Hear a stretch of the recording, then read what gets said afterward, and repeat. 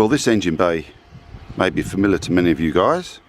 I'm back here at Matthew Keen's garage, and today Matt's going to talk a little bit about engine oils and give us some advice on what we should and shouldn't be using. Thanks for your time today, Matt. What's happening here? Okay, you've mentioned oil, Vince. If we just kind of zoom into there. So in these older Mercs, you have a good old-fashioned paper manual, and somewhere in there it'll give you some oil grades, and we've all heard 15 to 40, 10 to 40 as noted on the bottles, and gone, what on earth does that mean? So the lower number is the flow rate of the oil when it's cold. The higher number is the flow rate once the engine reaches temperature. And in your manual, it'll give you a whole bunch of different numbers you can use. So for instance, in this engine, very cold climates, you can use right down to 5W20. And over here in hotter climates, which is Australia, you can use right up to 1050. Now there's a couple of things to consider. As an engine ages, it burns oil a little more. So it's not uncommon to go up to one heavier grade. When I say a heavier grade, that means these numbers increase. Yeah, for a heavier grade. Also, high mileage, they'll burn a little more oil. And then that question comes in about, do I want what we call dinosaur oil, which is mineral oil, or do I want fully synthetic? And a lot of people understandably go, well, that fully synthetic one has to be good because it costs 3 times the price. So they go and find one of these lovely old cars, they find Mobil 1 and they throw it in. Mobil 1 is an outstanding engine oil, but it was never designed for these old girls. So you need to decide, do I want mineral, do I want synthetic? Now, myself personally, I prefer synthetic oils because I drive my cars on long trips at reasonably high speeds when I can, generally in hot weather as well. Noting, if you run a full synthetic in an old engine that's only ever run dinosaur oil, that synthetic oil will start to clean out the engine, which can start leaks. So it's not uncommon for people to put synthetic oil in and then start to have leaks. There is nothing wrong with running mineral oil in any old V8 Mercedes from the 60s through to pretty much 1991. They were designed to run on it, and there's nothing wrong with it. Noting that you can't do 15,000 kilometers on this oil like you can with the new full synthetic ones.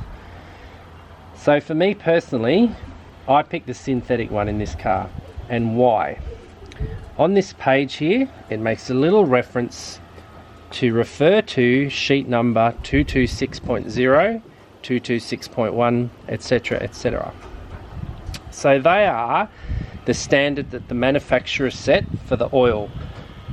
The problem is, once you get to a car this age and you have these old numbers, you can go down to Supercheap and pick up every bottle of every brand of oil, and I highly doubt you're going to see any of those numbers quoted anywhere. So then you go, well, what do I do now, Matt? So you can either go off the lube locator on any website, so you look up a brand of oil, put in your car details, and it will tell you what oil to put in. Or alternatively, I don't know if you can see this, you can go to bevo.mercedes-benz.com, and that will bring up every oil code for every Mercedes ever built. Not all manufacturers will subscribe to that. So the ones you see listed there are the ones that Mercedes-Benz have said, yes, you can use that in your car. So Matt has run this for a long time. When this came on the market, which is a heavy grade synthetic oil, it's very rare to see 60 in synthetic oils, I emailed Penrite and said, does this match the specifications of 226.1? And the guy had a bit of a laugh and said, that's a very old oil code. But yes, it does. And he alerted me to the fact that being an older engine, if it's only ever run dinosaur oil, you might start to get oil leaks as it cleans out the engine. Lucky for me, I haven't had that problem. So this is what I run in my M116 V8 Mercedes, but there is nothing wrong with running the dinosaur oil. Just note, don't be leaving it in there for 15,000 kilometers. And if you go to the website, this is actually its #1 recommendation. Now, Matt, you say not to leave it in for 15,000 Ks, but who doesn't get their car serviced at shorter intervals than that, surely? Oh, heaps of people don't. So you go, well, why do you really need to change the oil every 10,000 or whatever? My car tells me when I need to service it if I have a newer one. All modern oils can stand up to, synthetic ones anyway, 15,000, in some cases 20,000, 25,000 kilometers. But what the oil can't do is remove all the burn byproducts that then begin to gather in the sump. So whilst the oil still meets the specifications, all the byproducts of what you've burnt is now sitting in that oil and it's going round and round your engine. So a lot of people get excited and say, well, I only have to do it every 15,000 kilometers. My rebut to that is, for the cost of a couple of bottle of oils and an oil filter, why would you not do it every 5,000 to 7,000 kilometers? Because it literally is the difference between an engine like this one that will go to 400,000 and still be perfectly clean, or pulling this cap off and having sludge everywhere. So I don't know if you can see down in there, Vinny. You might if you come this way. If you put your camera down in there, you might be able to see the cam lobe is all nice and shiny. You'll see there is no sludge in there. And that's done 400,000 kilometers. And that's the oil cap. Nice and clean. And why? Because this car has had its oil changed every 5,000 kilometers since 1989. So you'll hear a lot about additives. These people, well, any oil company, spend millions of dollars on research. What they put in that bottle meets certain specifications. There is no magic potion that you can go down and buy for $15 in a bottle that is going to improve that product. It's an absolute nonsense, and people just spend a fortune on additives that, seriously, if you do regular oil changes, you don't need them. There is, however, one additive I would recommend. It doesn't have to be WINS, but engine oil flush. So this particular one I use because it will service an 8 litres of oil, where a lot of them will only service 5. You pop it in, you let your engine run for 15 minutes, which we'd already done before we started this video, and that removes any sludge or any muck anywhere stuck in the engine. I've used this ever since I've started changing engine oils. So at what stage do you use this? So you add it to your cold engine, turn the key and let it run for 15 minutes, then turn it off, drain your oil. If you've bought a car and it really is dirty when you lift up your cap, you can actually leave this in, according to the manufacturer, for 24 hours and drive it. I'm not completely convinced that that would be a good idea, but the manufacturer of the product says, it says on here somewhere, it says 15 minutes, then WINS engine oil flush can be left for up to 24 hours in the system. I'm not a keen advocate of that, but if you're going to go and put $90 worth of engine in, what's $12 worth of flush to put clean oil into a clean engine? So these ones that have friction modifiers and put PFT in there and I promise you all these magic things, it's hocus pocus, people. Everything you need is in the bottle, providing you buy a brand name. I think most of the oils on sale that are name brands are all pretty good. I like Penrite for one specific reason. Well, there's actually two. It's Australian made, but you'll see down here where it says full zinc, or it says double layer protection. So getting back to that comment I made about Mobil 1. Mobil 1 1040 in this engine will slowly kill it. And why? Because it doesn't have full zinc in it. So if you look, turn over your Mobil packaging, it'll say something like, this oil has been engineered with environmental considerations. So it's geared to low zinc, low sulfur, etc. These are 30-year-old engines. These were designed to have zinc in the oil. So to anyone running an old Mercedes, when you do your research, you'll find that Penrite runs more zinc in its oil than any other brand on sale in Australia. And that's exactly what these old babies need. So I recommend it for 2 reasons. It's Australian made, easy to get a hold of, but it is perfect fit for old Benz engines that love the zinc. So no disrespect to Mobil One, it's an amazing product, but it is not engineered for this type of engine, and it doesn't match these old oil codes. If you've got any questions about what oil to run in your car from Penrite, if you email that company and give them the description of your engine, what your issue is with it, if it blows smoke or it's noisy or whatever, they will, honestly, they'll spend 45 minutes on the phone telling you which oil you should put in your car. They're a brilliant company to deal with.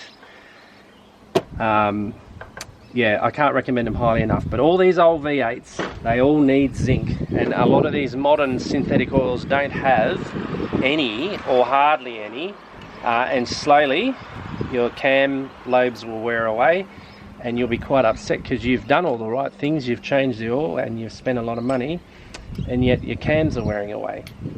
So it doesn't matter what brand you pick, make sure it matches the code that the book asks for, noting that some codes are so old you'll have to check with the manufacturer and they will give you the nod to say, well, yes, that meets the specifications back then.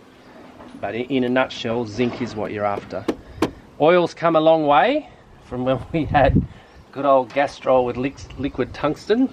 It's come a long way since then, and back then engines didn't run the compression or the heat that they do these days. So yeah, zinc, zinc, zinc. That's got to be your takeaway. Before we start the oil change, oil filters. So this is a German brand. There's a few different ones. You'll be surprised if you go to Mercedes-Benz and ask for an oil filter for this particular engine, they will quote me $38 thereabouts. If I go to Supercheap and I buy the Ryco one, which is a good filter, there's nothing wrong with it, they will charge you $48. So it's one of those weird anomalies where it's more expensive to go aftermarket than it is to go to Mercedes-Benz. I buy my parts out of the United States, so this part here cost me $3. It's the genuine aftermarket German one. So again, if you have a few cars like I do, might as well buy a box of 10. Yes, exactly. So it's just so much cheaper, and people say, well, we're getting ripped off in Australia, etc. Well, it's simply a case of the laws of supply and demand, and every day in America, I don't know, you could randomly say they sell 1 million of this brand of filters. The Australian market, you know, they might sell 1,000 if they were lucky. So that's where the price difference comes from. People do have a markup here, but the reality is laws and demand drives prices wherever you are in the world, and that's why it's cheaper to buy it from overseas. As with any oil change, whenever you're playing with lube, you need latex. Oh, I mean safety gloves, Vince. Safety gloves. I'm guilty of it when I was a young fella. Used to get oil all over myself. You get the Sard soap out, wash your hands.